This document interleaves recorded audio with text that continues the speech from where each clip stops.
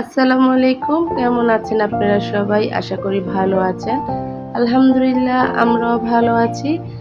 তো এটা হচ্ছে ঈদের আগের ভিডিও কেটে রেখেছি কিন্তু ভয়েস দিতে পারিনি। তো ঈদের পরে এখন ভয়েস দিচ্ছি। এজন্য সবাইকে জানাচ্ছি ঈদ মোবারক। কেমন কাটলো আপনাদের ঈদ? অবশ্যই কমেন্ট করে জানাবেন। আলহামদুলিল্লাহ আমাদের অনেক ভালোই কেটেছে ঈদ। তো সকালে কিন্তু অনেক মাথা ব্যথা ছিল, তো এর জন্য রুটি আর পরোটা কিছুই বানাইনি। বাচ্চাদের জন্য একটু চুটকি সেমাই রান্না করে নেব। তো এই জন্য একটু দুধ বসিয়ে নিয়েছি, একটু সেমাই রান্না করে দেব। আর মেয়েটারও অনেক জ্বর ছিল, দেখি ও একটু খায় কিনা।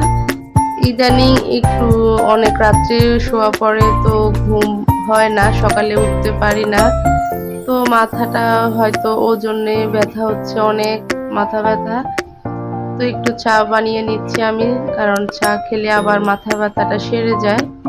ওইরকম কোনো সমস্যা না আলহামদুলিল্লাহ, একটু গরম পড়লে আর ঘুম কম হলেই কিন্তু মাথা ব্যথাটা হয় আমার। তো এই যে আমি চা নিয়েছি, সাথে বিস্কিট নিয়ে আমি মুড়ি দিয়ে খাচ্ছি।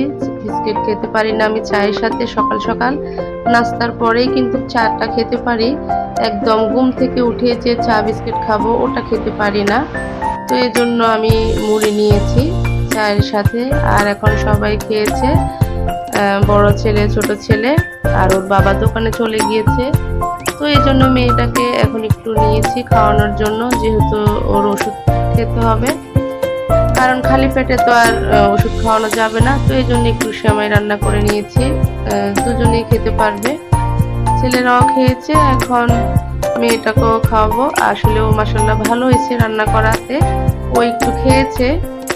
যেহেতু জ্বরের কারণে কিছু ভালো লাগেনি, হয়তো এই সেমাইটা ভালো লেগেছে।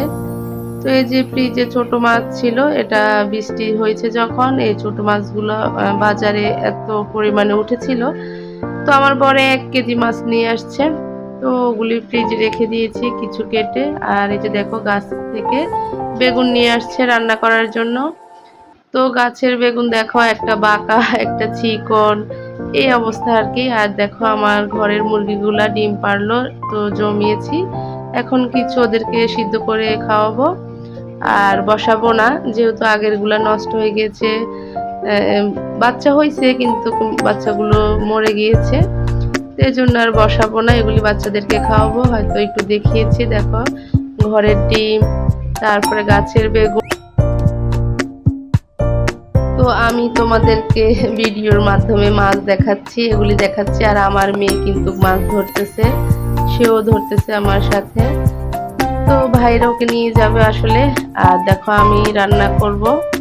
তো আমার জায়ের সাথে ভাত বসিয়ে দিয়েছি। আর ফ্রিজে ও যেহেতু চলে যাবে বেড়াতে, তো ওর ফ্রিজে বেগুন ছিল, পটল ছিল, পাঙ্গাস মাছ ছিল। ও কিন্তু এগুলি সব ভেজে নিবে আজকে, খেয়ে তারপরে শেষ করে ফ্রিজ খালি করে বেড়াতে চলে যাবে। আর আমিও বেগুন কেটে নিলাম। আর এই যে মাছ, আলু, পেঁয়াজ সবই কেটে পরিষ্কার করে ধুয়ে নিয়ে আসলাম। ওর রান্না হলেই আমি রান্না করব।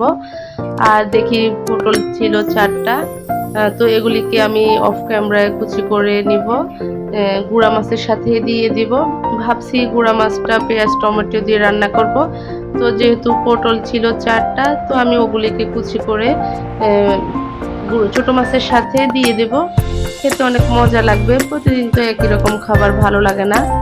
তো আমি বেগুনের জন্য যে সবগুলো মশলা একসাথে দিয়ে কষিয়ে নিয়েছি। বারবার আলাদা আলাদা করে দেখানোর দরকার নেই মনে করি, এই জন্য তেলের মধ্যে সব মশলা, পেঁয়াজ, টমেটো, আলু দিয়ে একদম কষিয়ে নিব বেগুনটা। আর আমি মনে করি বাজারের বেগুনের থেকে গাছের যে বেগুনটা, ওগুলি কেন জানি রান্না করলে একটা মজা হয় অন্যরকম। আর বাজারের গুলা কেন জানি ফানসা ফানসা হয়। তো এই যে দেখো আমি ছোট মাছের জন্য এই যে সব মশলা দিয়ে দিয়েছি। আর হচ্ছে যে পটলগুলা পাতলা করে আমি কেটে নিয়েছি। পটলগুলো আমি মশলার সাথে কিছুক্ষণ কষিয়ে নিব, তারপরে উপরে ছোট মাছগুলো দিয়ে রান্না করে নিব। তো হয়তো বলবেন বাজারের বেগুন তো গাছেই ধরে, ওগুলি কি আর কোথা থেকে নিয়ে আসে? না, ওগুলি হয়তো হাইব্রিডের কারণে তেমন একটা ভালো লাগে না, ফানসা হয়ে থাকে। আর বাড়িতে যে গাছগুলো হয় বেগুনের, ওগুলিতে আমরা তো সার কমই দিই, এজন্য ওগুলি রান্না করলে একটু ভালো লাগে। ওইটাই আর কি, সবগুলিই তো গাছে ধরে, কেউ কিন্তু কিছু মনে করবেন না। কথার কথা বললাম আর কি। তো এই যে ছোট মাছগুলো রান্না করার আগে আমি কিন্তু পটলটাকে ভালো করে কষিয়ে নিচ্ছি, কারণ ছোট মাছ তো আর হতে বেশি সময় লাগবে না। তো কিছুক্ষণ কষানোর পরে কিন্তু আমি এখন মাছগুলো দিয়ে দেব। প্রতিদিনের মতো যে কথাটাই বলে থাকি, আপনারা যারা এতক্ষণ পর্যন্ত আমার এই ভিডিওটি ধৈর্য সহকারে দেখেছেন, আপনাদেরকে জানাই অসংখ্য ধন্যবাদ। আর যদি ভিডিওর কোনো অংশ ভালো লেগে থাকে, প্লিজ চ্যানেলটি সাবস্ক্রাইব করে আপনার সুন্দর একটা মন্তব্য রেখে যাবেন কমেন্টের মাধ্যমে, তাহলে আমি অনেক খুশি হব, আরও ভিডিও বানাতে আমি উৎসাহ পাবো। তো এই যে ছোট মাছগুলো সুন্দর করে কষিয়ে নিচ্ছি, সামান্য একটু পানি দিয়ে রান্না করে নেব। আর এই যে যেহেতু লার্কি চুলায় রান্না করে অনেক ধোঁয়া উঠতেছে, তো এই যে মাছের দিয়ে দিয়েছি, তরকারিতে পানি দিয়ে দিয়েছি, আর এই যে ছোট মাছও কিন্তু পানি দিয়েছি। এ হচ্ছে আমার আজকের দুপুরের খাবার, বেগুন দিয়ে রুই মাছ আর হচ্ছে ছোট মাছ। সন্ধেবেলার জন্য কিছু বেগুনি আর আলুর চপ বানাবো।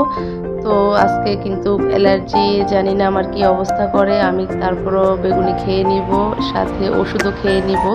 যেহেতু দুপুরবেলা বেগুন খেয়েছি তরকারি, এখন আবার বেগুনি খাবো। যাই হোক হোক, কিন্তু খাবার মিস করব না, যেহেতু ভাজা পোড়া আমার খুবই পছন্দ। তারপরে দেখো আমি আলুর ভর্তা করে নিয়েছি, পেঁয়াজ বেশি করে দিয়ে, সেই সাথে আমি শুকনো মরিচ দিয়েছি, এতে আলুর চপটা অনেক মজা হয়। আর হচ্ছে বেগুনিগুলো ভেজে নিব, রমজান মাসে তো হয়তো রোজা থাকে, একটু ঠান্ডা হয়ে যায়, তো সেজন্য এখন ভাজবো আর খাবো, অনেক মজা লাগে কিন্তু গরম গরম। তো আমি বেসনে কিন্তু হলুদের গুঁড়া দিই নাই, ওটাই বলতেছিলাম। তারপরে দেখো লাল হবে, অনেকে হলুদের গুঁড়া দেয় লাল হওয়ার জন্য, আমি হলুদ গুঁড়া দিইনি, কিন্তু তারপরে দেখো লাল হবে, কালারটা খুবই সুন্দর হয়। এভাবে আমি ভেজে নিব তোমার হচ্ছে বেগুনি, আর অনেক ফুলকো ফুলকো হয়েছে। এখানে আমি খাবার সোডা আর কর্নফ্লাওয়ার কিছুই দিইনি। 2 ঘন্টা আগে আমি বেসনটাকে পানি দিয়ে ভিজিয়ে রেখেছি লবণ দিয়ে, তারপরে আমি নর্মালে রেখেছি। বানানোর আধা ঘন্টা আগে বের করেছি নর্মাল থেকে, তারপরে দেখো খুবই সুন্দরভাবে ফুলে গিয়েছে। আমার মা মানি এভাবে বানিয়েছে, তো ওই থেকে আমি কিন্তু কিছু আর দিই না। আমি একটু লবণ দিয়ে বেসনটা 2 ঘন্টা আগে ভিজিয়ে রাখি, তারপরে আমি নর্মাল থেকে বের করে আমি আলুর চপ বেগুনি বানিয়েছি সারা রমজান মাসে। আপনারাও চাইলে কিন্তু এভাবে বানিয়ে নিতে পারেন, কর্নফ্লাওয়ার বা খাবার সোডা যদি বাসায় না থাকে। তো এই যে দেখো আমি আলুর চপগুলো ভেজে নিচ্ছি। আর বেসনটা ভিজিয়ে রাখলে অনেকক্ষণ তেলটা একটু কমে টানে আমার কাছে মনে হয়, এই জন্য আমি 2 ঘন্টা আগে ভিজিয়ে রাখি, তারপরে নর্মাল থেকে বের করে আলুর চপ বেগুনি বানিয়ে থাকি।